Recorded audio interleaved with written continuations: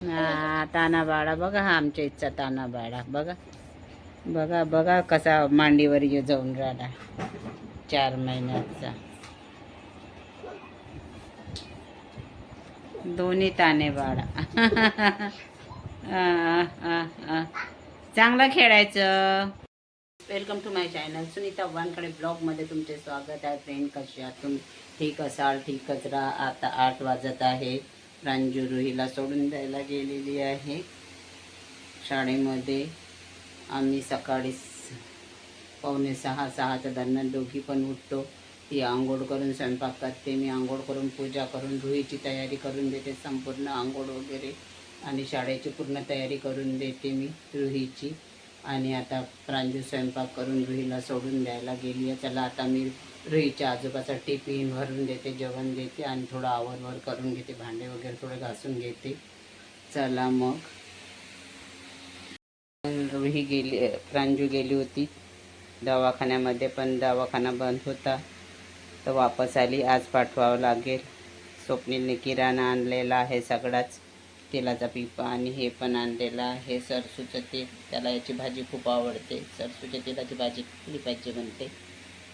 चला, आणि बाकीचा किराणा प्रांजूने भरून ठेवला आहे. आज पाठवावं लागेल दवाखान्यामध्ये. काल संडे असल्यामुळं बंद होता म्हणते तो लेडीजचा दवाखाना. रुईला आणायला जात आहोत शाळेत आता.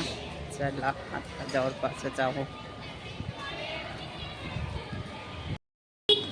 काय पाहिजे? पाणी पिऊन गेलो कधी का साईडमध्ये होऊन पी. हो, उद्या सुट्टी आहे म्हणते ना, सांगत होते ना. ते पाठव ना, मेसेज पण पाठवते ना. मग कल छुट्टी है ना भाई, मैम ने बताया. हाँ सुट्टी आहे. चला, आता आमचे जेवण वगैरे झालेले आहेत. प्रांजू, माझं आणि स्वप्नीलचं 9 वाजत आहे. रुहीचे आजोबा यायचेच आहेत अजून. स्वप्नील आणि प्रांजू दवाखान्यात गेले आहेत. चला, आता रुहीचे आजोबा आले आहेत आणि प्रांजू आणि स्वप्नील दवाखान्यात गेले आहेत.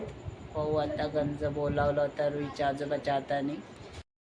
गंजच जमा करते का गो? खूप सारे गंज आहेत ना. नका सांगू. रोहितच्या आजोबांनी गंज आणला आहे आता बघा, जर्मनचा. त्याच्यापेक्षा थोडा मोठा सांगितला होता, पण त्यांनी थोडा लहानच आणलेला आहे. रोहीसाठी पॉपकॉर्नच आणले आज.